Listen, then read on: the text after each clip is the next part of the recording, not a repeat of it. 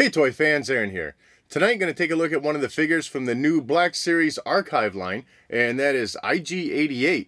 So let's head to that table and check this one out. And looking at the packaging, as you can see, Hasbro ditched the box for this archive line. We're receiving these figures carded, and I think overall it makes for a much better presentation. The figure is highlighted much better on this card in comparison to the box figures where they're kind of just hidden inside, a little darker. As far as the artwork, there's really not much to it. You got some angular designs on the card, Star Wars Black Series logo in the upper right corner, archive printed off to the right side, and then going up the left side is where you're going to find your character name. And of course, as I already mentioned, through the blister, get a great look at your figure. And then on the back side, your look here is relatively similar to what you have with the box line. Just now you're getting a little bit larger image, and it's not silhouetted. It's definitely the highlight of the background.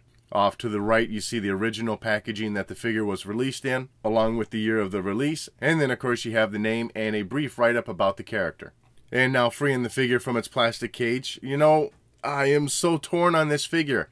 I want to love it more than I do, and I'm having a hard time loving it that much. I did not have the original release of IG-88, neither in the box or even as a loose figure, so all I have to really go by are photos of what was previously done. And while it's got a fantastic sculpt to the body, there is a lot more gold and silver on this figure, lighter colors, than what was originally released. From the photos I looked at online, it does seem like there was some gold on the original release, but certainly not as much as what we're getting here. And I don't think that is necessarily reflective of how he looked in Empire Strikes Back. That aside, though, like I said, great looking sculpt. He seems well represented here. Everything's looking proper in the head. All the little red bits peeking through for the sensors around the top of the head. And that looks like it's a little red cylinder piece inside that gray part there. That's not just, you know, little red dots painted in. But I think that's working well. Lots of great lines in the molding, little bits sticking out from the face, these little tubes or whatever. Through the midsection of the body,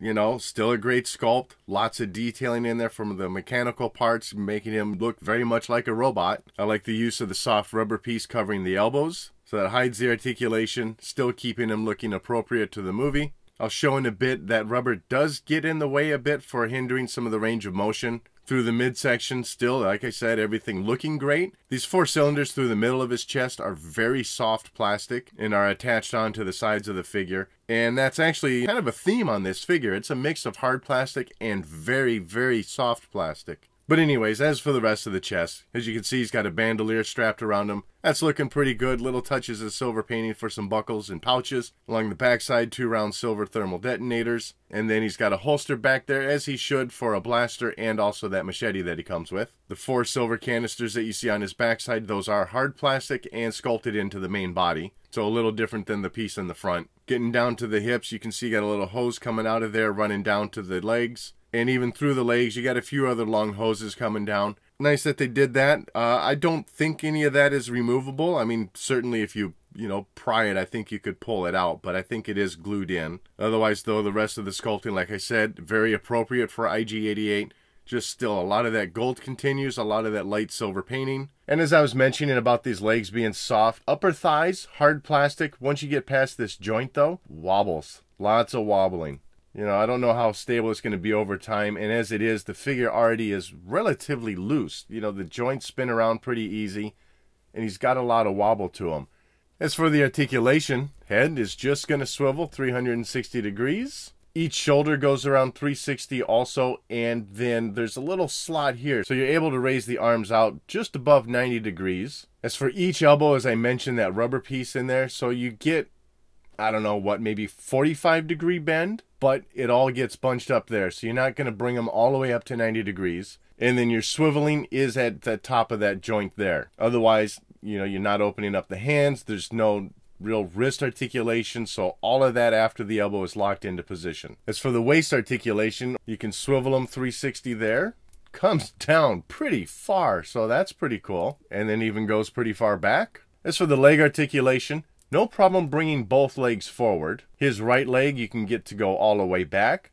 The hose that's on this leg runs from the very top of the thigh down to the bottom here, so that's contained there. But with his left leg where that hose comes out of the main body, that's about as far back as I'm willing to go before I feel like I'm going to pop this thing out of place or break it. At the top of that joint, your thighs rotate side to side. And then also this outer piece here, along with the thigh, can swivel around. So, you know, once again, because of this hose here, you're not going to bring this leg a full 360, but you get a pretty wide range of motion with that. And I think you're getting what you really want out of it anyways. His right leg, that will spin a full 360. Bend at the knee, similar story, but I think you get a good range of motion there before you start to pull on that too much. Right leg, that slides out of the way, so you're getting a little bit more, but not quite 90 degrees. Again, I think that's still pretty decent. And then for the feet, great range of motion forward and back, and that foot also swivels. And IG-88 does come with 3 accessories. First up, his long blaster rifle. Pretty decent sculpting to it. They managed to get a fair amount of detail in there, both throughout the barrel of the blaster and then also at the main body through the handle. No special weathering or anything to it. And then even with his little claw hands, the figure does hold on to the blaster well. His left hand is what is set up to hold this one, and there's a little notch at the back end of the blaster where it slides onto the single peg sticking out from the wrist. Doesn't fall out or anything like that. Next up, the Stormtrooper Blaster.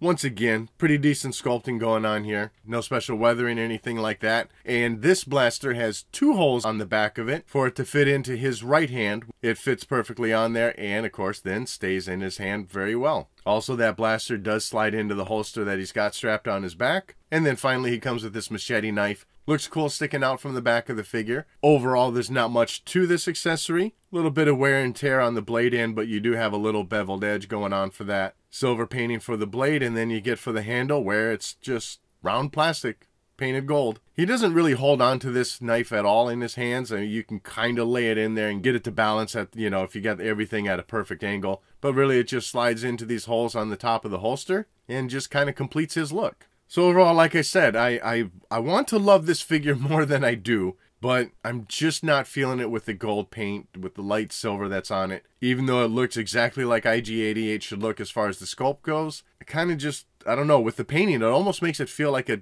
totally different figure, or different character. But nonetheless, since I missed out on IG-88 the first time around, I will say I'm still pretty stoked to have this in the collection, because with the re-release of this figure and Bosk, I finally have all the bounty hunters from Empire Strikes Back for my 6-inch figures. And they look pretty cool all lined up together. And so that wraps up this look at the 6-inch Black Series Archive IG-88 figure. As always, I'd love to know what your thoughts are on this figure in the comment section below. Definitely let me know what you think too about the paint applications. Is it just fine? Is it too much gold? Maybe I'm just crazy. Who knows? But anyways, I thank you for watching.